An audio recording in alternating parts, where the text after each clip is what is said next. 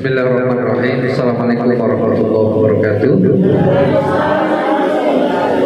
Innal hamdalillah wassalatu wassalamu ala rasulillah sayyidina wa maulana Muhammadin wabarakatuh. Bapak Ibu jamaah pengajian wajib khusus Sohibul Bait yang dirahmati Allah. Puji dan syukur alhamdulillah, salawat dan salam atas tercurah kepada junjungan kita Nabi besar Muhammad sallallahu alaihi wasallam. Mudah-mudahan kita semua senantiasa mendapatkan taufik dan hidayahnya, tetap mendapatkan syafaatnya. Amin Allahumma amin.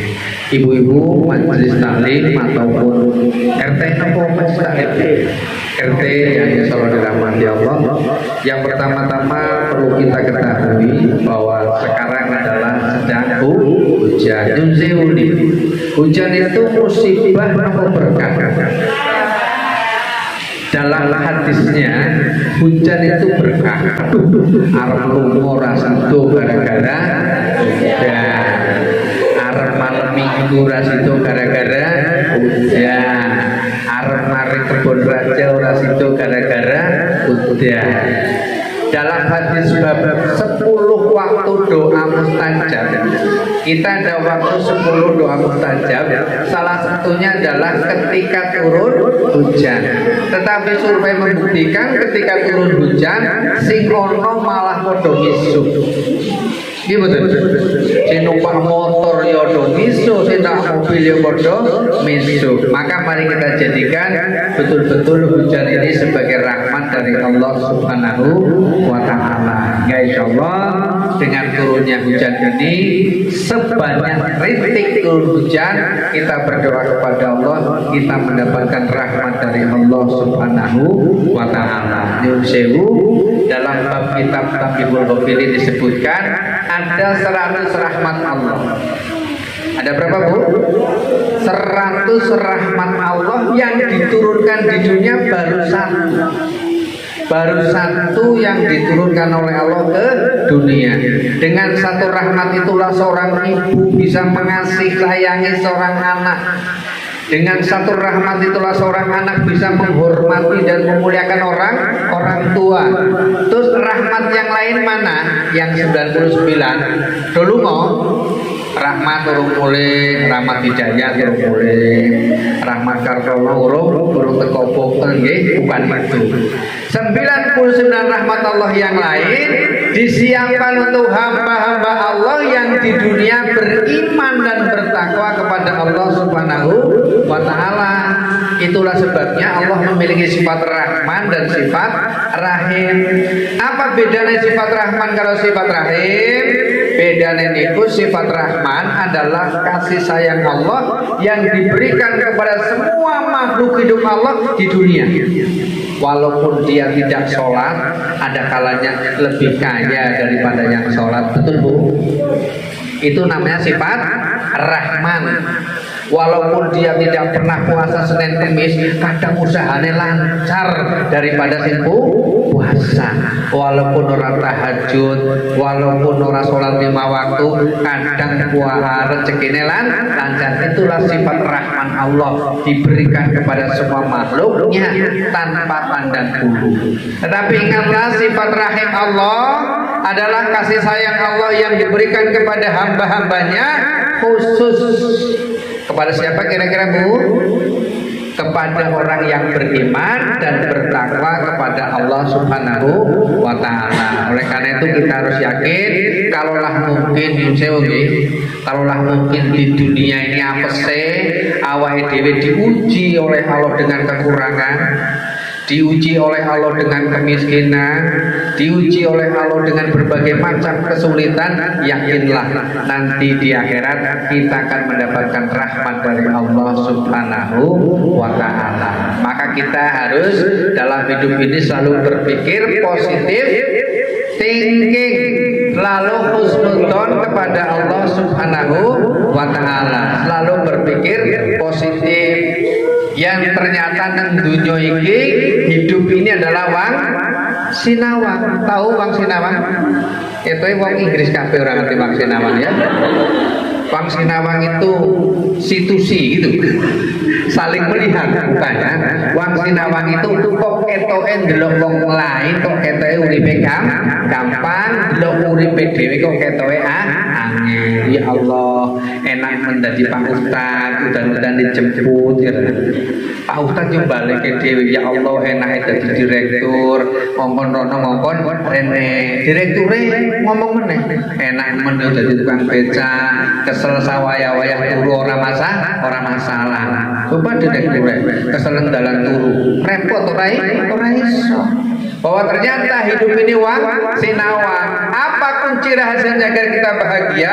Kuncinya adalah hati. Kuncinya adalah hati. Maka jagalah hati, jangan kau kotori. Jagalah hati, lentera hidup ini. Saya tidak bahas yang lainnya, cuma jagalah hati.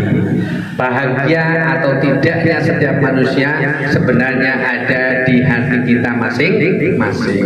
Khusus pertemuan kali ini yang tidak hadir tidak saya beritahu. Ini ada tip.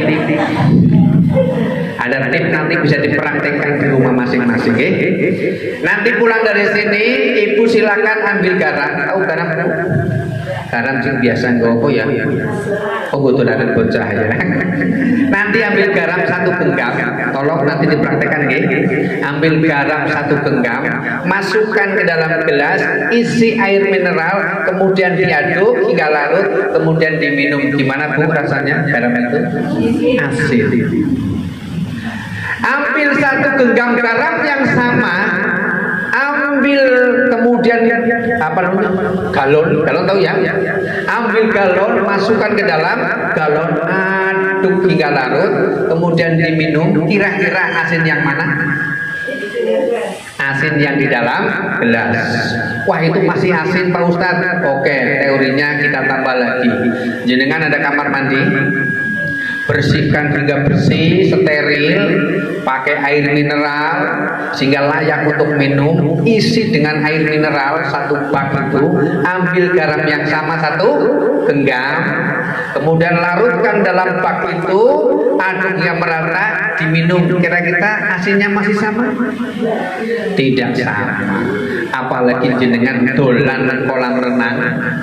Tahu kolam renang? Di kolam renang dolanan bocah wae lagi. Nggowo garam segenggam, masukkan ke dalam kolam renang, aduk guling-guling di kolam renang, jenengan orang krasa keminum airnya. Kira-kira yang terasa kaporitnya atau garamnya? Kaporitnya. Itulah hati. Itulah hati. Persoalan yang sama dihadapi oleh orang yang berbeda, bisa jadi situasinya berbeda-beda. Luas dan tidaknya hati seseorang itulah yang menentukan bahagia atau tidak. Saya yakin orang yang hadir di sini ini wajah-wajahnya pernah mengalami kejadian kehabisan pulsa, betul Bu? Pernah? Sering ya? Alhamdulillah. Tetapi podo kehabisan pulsa, podo kehabisan paket data, ekspresine sami nopo benten.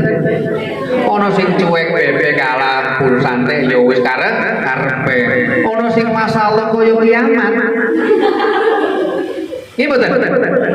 Ono sing kaya kiamat, padahal podo-podo diuji kehabisan paket data. Oke lah paket data mungkin karena faktor ekonomi. Aku tukune mung 2 giga sih, aku tukune 4 giga. Nggak usah kehabisan paket data. Sinyalnya hilang. Sinyalnya hilang.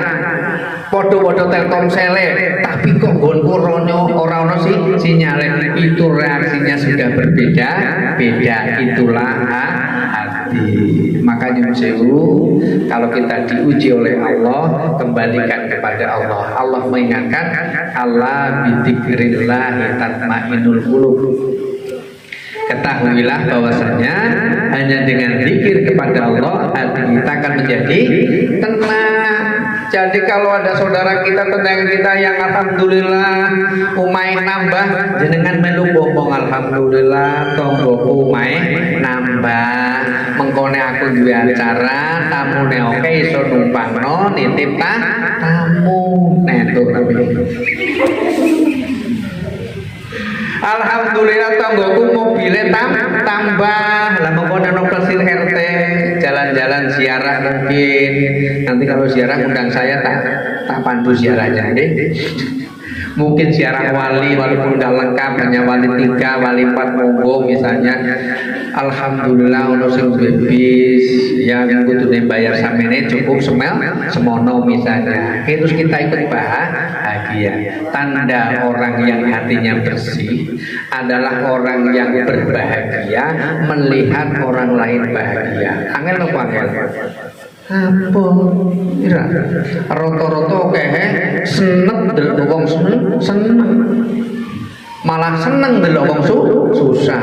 Rasa ya kapok kapan saiki butuh aku wingi ora kenal. Ira.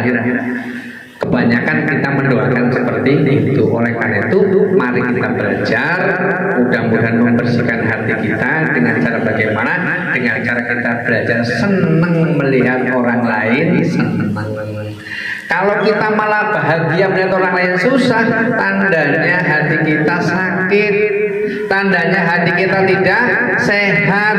Kalau hati kita tidak sehat, hati kita sakit, tidak perlu pergi ke dokter, perlu pergi ke anak yatim piatu, perlu pergi ke pondok pesantren. Sekaligus saya menginformasikan, mengundang, kalau panjenengan mau wisata hati silakan tiap Kamis datang ke tempat saya. Saya ada pondok mualaf, ada anak yatim. Kalau pas kumpul semua 28 orang, setiap hari Kamis ada acara khataman Quran. Diawali jam 17 sore, baca Quran bareng-bareng. Bagi yang puasa disiapkan buka bersama, bagi yang tidak puasa dipersilakan pura-pura buka bersama. Lais makan bersama ora popo, menune podo. Itu kita mengolah hati, wisata hati. Dengan cara apa? Dengan kumpul. Oleh karena itu ulama-ulama bijak mengajar kepada kita, jangan kita selalu melihat ke atas, tetapi kita sering-seringlah melihat ke bawah. Subhanallah. Ternyata kalau kita melihat ke bawah, tahu ke bawah? Ya Semarang Kota, Genduk dan sebagainya banjir. Walaupun sing udan kene, sing banjir kono. Gimana? Kita sering melihat ke bawah. Itu bukan maksudnya seperti itu, tapi melihat orang lain yang lebih susah daripada kita. Melihat orang lain yang lebih sedih daripada kita. Subhanallah. Saya punya 21 mu'alaf, itu unik-unik. Ada yang diusir orang tuanya, ada yang diusir istrinya, ada yang diusir anaknya, macam-macam. Dan rata-rata mereka pasti pergi tidak membawa apa-apa. Insya Allah mualaf-mualaf yang ada tempat kita bina bukan akidahnya saja, tetapi kita juga bina ekonominya. Ada salah satu santri saya baru 2 bulan ini sedang membuat frozen dari jenis ayam. Tahu frozen, Bu? Jenengan beli frozen di mana biasanya? Di mana? Ya di Freshmart ya, di Freshmart. Kalau jenengan beli frozen di Freshmart, yang untung siapa? Ya Freshmart nih, betul. Tapi kalau jenengan beli frozen di tempat saya, yang untung yayasan saya.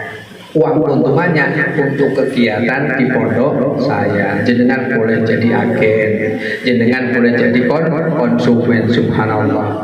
Jenengan bisa memenuhi kebutuhan rumah tangga, yang gue beli lauk untuk anak, bisa untuk menjadi usaha karena bisa menjadi agen dan lain sebagainya. Nanti kalau minat dan sebagainya bisa jabri-jabrian. Itu salah satu konsep yang diterapkan di pondok saya untuk membina para santri yang kebetulan santrinya para sepuh-sepuh, para mualaf dan kesepuhan yang dia ekonominya hancur, ekonominya lemah. Jadi yang ekonominya hancur bukan saja yang putus cinta, bukan saja yang putus rumah tangga, tetapi juga putus akidah. Banyak yang rela mengorbankan ekonomi, dicoret dari harta warisannya demi menegakkan kalimat la ilaha illallah. Oleh karena itu berbahagialah panjenengan yang sudah memeluk agama Islam, kadang yang sewu awal dewe Islam dari cilik, terlena, lupa, malah ora iso maca Quran, ora iso ndonga dan lain sebagainya. Maka itu pertama hati. Kita tata hati kita bersihkan hati kita. Dengan menata dan membersihkan hati kita inilah jadi luas. Pikiran kita jadi enak, jadi sempit. Karena yang menyebabkan kita menjadi berat, yang menyebabkan kita jadi sempit adalah hati kita sendiri. Mau nang artuku nang apa jenenge? Dene bakul di warung lagi, bakul sayur apa sembako. Arep tuku nang kono ana wong sing nembe padu karo sampean. Rasane dunia ini sempit. Aprono ora sido. Napa pura itu ana bukae. Nggih mboten? Anak ibu itu. Tapi kalau nggak ada masalah, hati kita fresh, enjoy, maka enak. Nang kono ketemu kene, nang kene ketemu kono dan lain sebagainya. Maka kuncinya adalah hati. Bagaimana kita menjaga hati.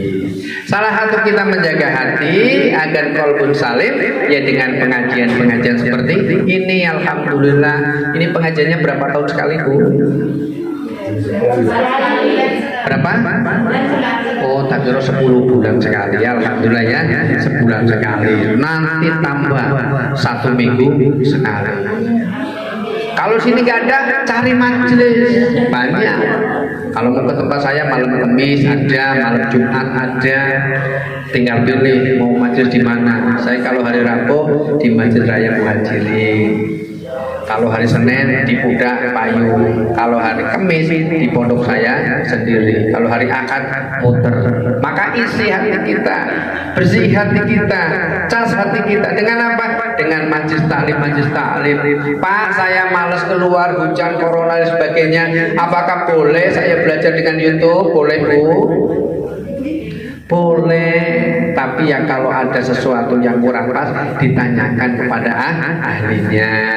Jangan hanya menjadi santri YouTube, jangan hanya belajar sama Syekh Google, karena yang ngisi materi itu belum tentu orang yang baik, belum tentu orang yang kita kenal. Saya kira saya dirubah. Dengan nulis assalamualaikum warahmatullahi wabarakatuh bla bla bla bla bla tertanda gini untuk kegiatan ini nih rekeningnya sekian, ternyata nanti rekeningnya diganti. Banyak yang seperti itu. Banyak sering dapat, mohon maaf Pak, tadi saya transfer ke Bapak 10 juta, padahal maksud saya transfer cuma 8 juta. Jadi kelebihan 2 juta ya Pak, tolong yang 2 juta kembalikan, mau akan saya salurkan ke yayasan lain. Kita sudah kembalikan 2 juta. Begitu dicek di banknya ternyata nggak ada transferan 10 juta. Sering kejadian seperti itu. Banyak. Oleh karena itu tata hati kita. Setelah kita tata, kita bersihkan hati kita rawat hati kita dengan majelis taklim. Sambil jalan, monggo kalau ada pertanyaan. Kalau tidak, saya lanjutkan sampai jam 6 loh. Ada? Monggo, apa saja boleh. Pak, caranya utang bank boleh. Nanti bukan saya dari bank loh, nanti tak ajari anggunannya apa. Yang jelas untuk utang bank itu jaminannya bukan pencis, bukan sorban, bukan sarung, orang payu ya. Batuk sing ireng ya ora payu go jaminan bank. Nggih mboten. Jaminan bank sing payu apa? Yo sertifikat BPKB. Minuman walaupun pakai jubah tuh banget misalnya kan. Kemudian ke bank, Pak saya mau minjem bank untuk modal UMKM, usaha kecil menengah dan sebagainya, perlu aja 10 juta aja Pak. Jaminannya pun tipu. Ini jaminan saya adalah jilbab saya yang panjang. Saya orangnya jujur, rajin ibadah. Tetap bank orang kanggo. Jaminannya tetap seperti BPKB dan lain sebagainya. Itulah hidup di dunia ini, semuanya serba tercatat. Karena di dunia ini semua sebagai tercatat, kita harus yakin Walaupun salah catatan, sampun urun iuran betul, sampun nggih. Buku urunan RT sampun.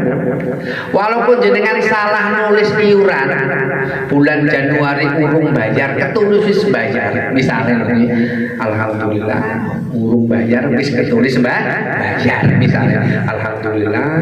Per sebulan berapa urunannya? Berapa? 5.000. Alhamdulillah 5.000 aman misalnya. Walaupun salah tulis, bendahara nulis jenenge sapa keliru, Gusti Allah tetap ngerti no mboten? Tetap ngerti. Itulah yang melandasi perbuatan kita, bukan hanya ibadah mahdoh, bukan hanya ketika kita di masjid sholat, bukan hanya ketika kita puasa, tetapi ketika hablum minanas urusan apapun, yakin pasti Allah mengetahui, Allah melihat apapun yang kita lakukan.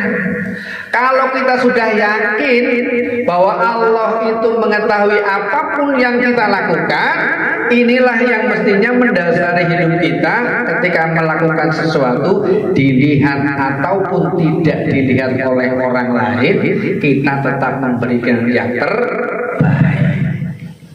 Kenapa? Karena yakin Allah Maha melihat. Tapi yang ngono kuwi ning jenenge dunya.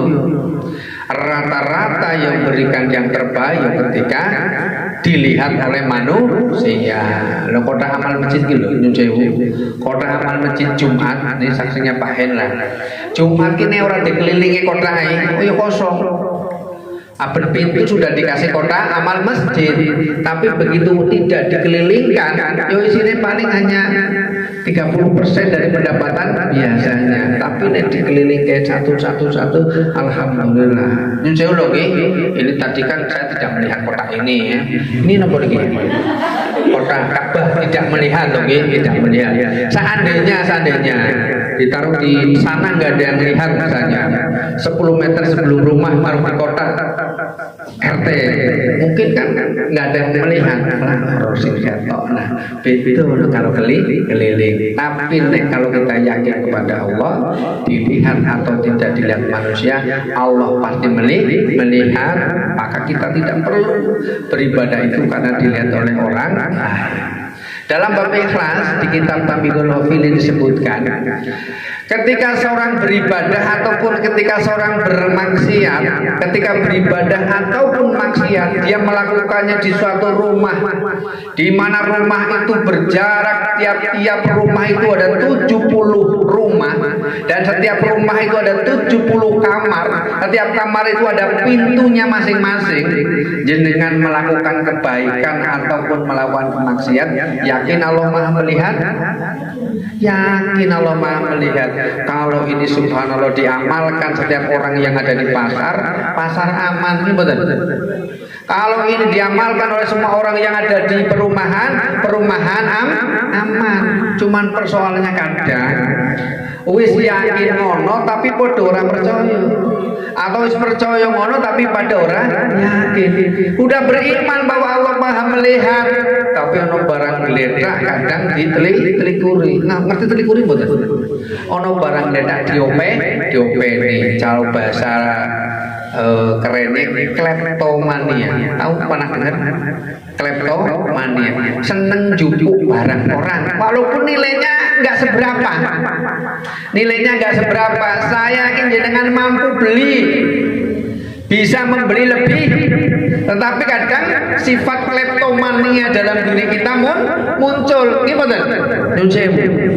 Jenengan ke mall, apa sing barang paling murah?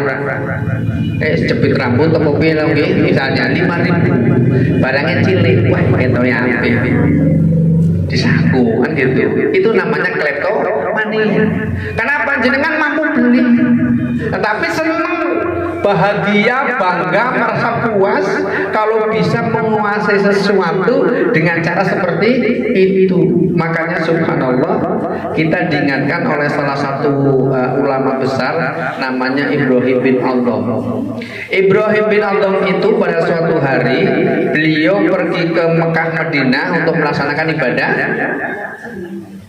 apa? Mekah Madinah ibadah haji. Ketika beliau bawa rombongan melaksanakan ibadah haji, umumnya wong haji mulai nggak oleh-oleh mboten. Nggowo malah biaya oleh-oleh kadang lebih gede karo biaya makan mulai. Iya. Pemani konon cerita suatu daerah, saya tidak sebutkan namanya. Di daerah tersebut tuh kalau pergi haji melebihi walimatul urus. Walimatul syafarnya mengalahkan pernikahan karena haji yang menjadi lambang kehormatan. Nah, Ibrahim bin Adham ini ketika membawa jamaah haji, umumnya orang pada ziarah atau melakukan ibadah haji, dia belanja. Nek lu mau bareng-bareng waktunya terikat apa bebas? Terikat ya wes istirahat nang kene dikasih waktu 1/4 jam misalnya 1/4 jam kemudian wis kumpul bis kemudian ada 1-2 orang yang terlambat kira-kira ada suara gitu enggak ada ya tapi enggak terdengar di hati gitu kira-kira ini kira-kira. Nah Ibrahim bin Adham ini karena bawa satu rombongan biasanya penyakitnya bukan hanya ibu-ibu ini dicontohkan oleh Ibrahim berarti lanang kok wedok lanang bukan hanya ibu-ibu penyakitnya wong tuku biasanya seneng nyicipi ora sida tuku nyicipi duku 1/2 kilo teko regodro kertas sedus wis kira wareg regane piro dukuke Bu? Selawe. Ya Allah, duku supil-upil kok selawewu. Ya ampun, duku semono gedene jane saupil, upil irunge sepiro gedene. Lah upile sak duku sepiro gedene. Nah, maka itulah nyun sewu hati-hati nggih, nyun sewu. Kita itu nyicipi kalau enggak dipermonggo oleh yang jual nyun sewu. Ampun nggih, jangan sekali-kali ngambil. Itu bagian yang tidak diperbolehkan. Dalam kisah Ibrahim bin Adham, beliau makan 1 butir korma ketika baru mau beli, padahal mau beli nih. Rombongan tidak selang segera mau pergi, maka nggak jadi beli. Belum minta halalnya korma, dia sudah pergi. Padahal Ibrahim bin Adham adalah ulama terbesar di Irak pada zamannya. Dia terkenal bukan hanya bisa berbicara dengan manusia, jadi kan bisa bicara dengan manusia nih. Bisa, alhamdulillah. Ibrahim bin Adham itu bisa mendengarkan percakapannya jin. Bisa mendengar percakapannya jin. Suatu ketika beliau sholat ada jin sedang berkelakar. Lihat Ibrahim bin Adham, hamba Allah yang hatinya bersih, yang dekat dengan Allah, doanya terkabul, doanya mustajab. Kata jin-jinnya, sopo kondo Ibrahim bin Adham itu mustajab. Saya doanya orang kabul, hatinya tidak bersih. Loh iso kenapa? Karena dia beberapa waktu yang lalu makan korma tidak bayar. Mendengar kelakar jin ini kemudian Ibrahim bin Adham apa? Pergi lagi ke Madinah hanya untuk menghalalkan sebutir korma. Kira-kira jenengan sanggup? Oh, daftar haji bayarnya piro Bu? Bayarnya berapa? Taruhlah 40 juta misalnya. Ngantrinya berapa tahun?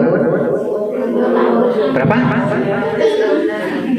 Kalau 5 tahun saya insya Allah tak melu warga gini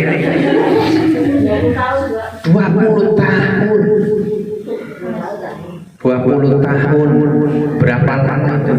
Nek mendaftar haji usianya 60 tahun berangkatnya kemudian berapa tadi? 20 tahun berarti pas mangkat usianya 80 tahun pas lagi lucu-lucunya ya ini betul lucu-lucunya. Maka jamaah haji Indonesia itu paling rame, hidungnya dikasih merah putih, udah ada merah putihnya dikasih batik, udah ada batiknya dikasih slayer KPIH, sudah ada slayer KPIH-nya dikasih lambang provinsi, dikasih lambang kabupaten, ora lali karo PSIS dikasih bendera PSIS, luar biasa.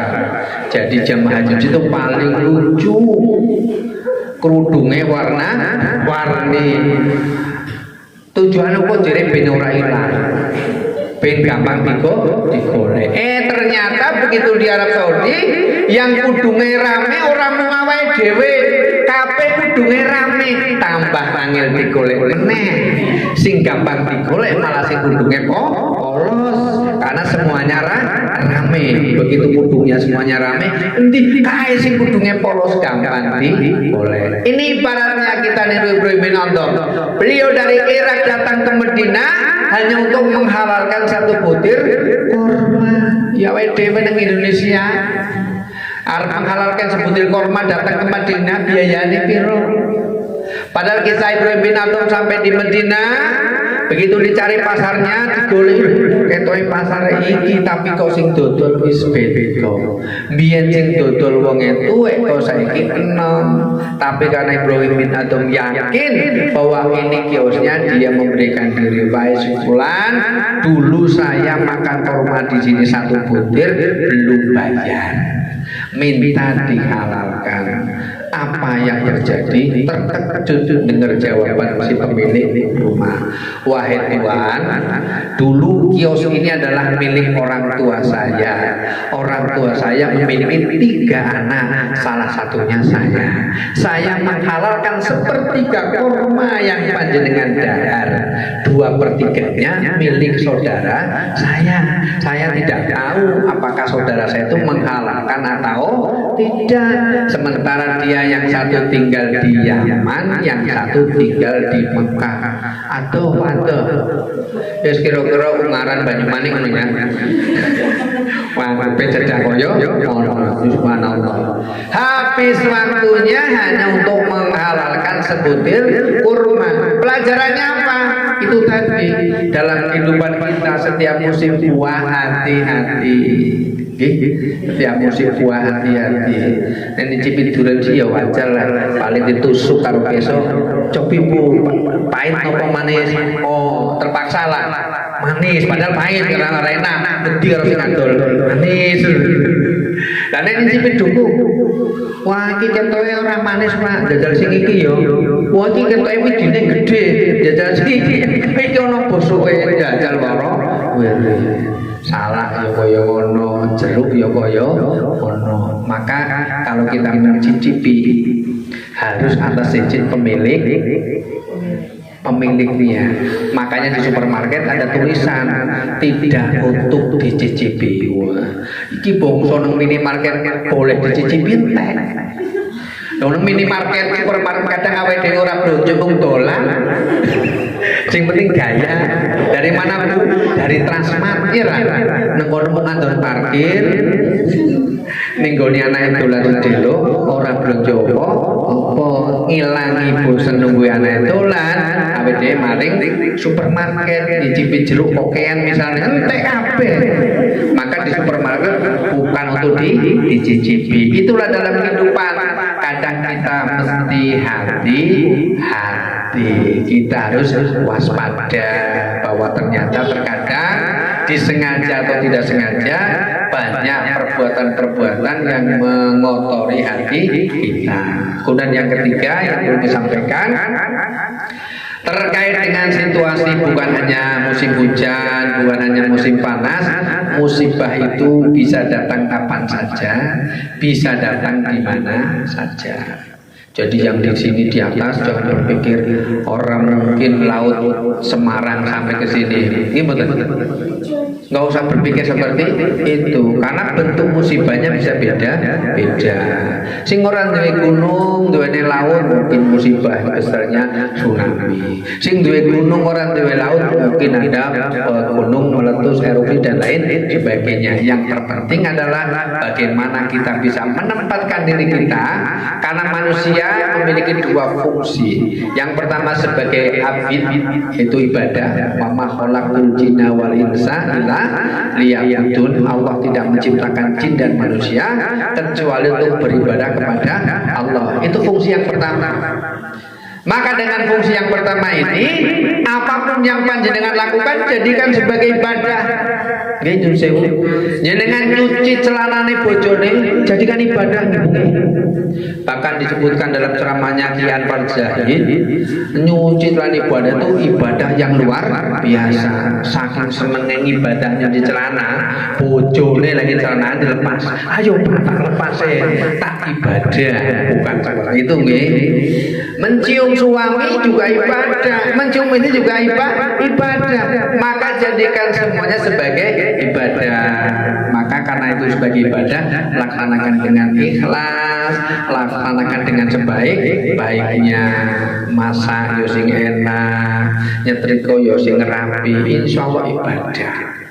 Saya mengakui tugas istri sebagai rumah tangga lebih berat daripada tugas suami. Ini betul.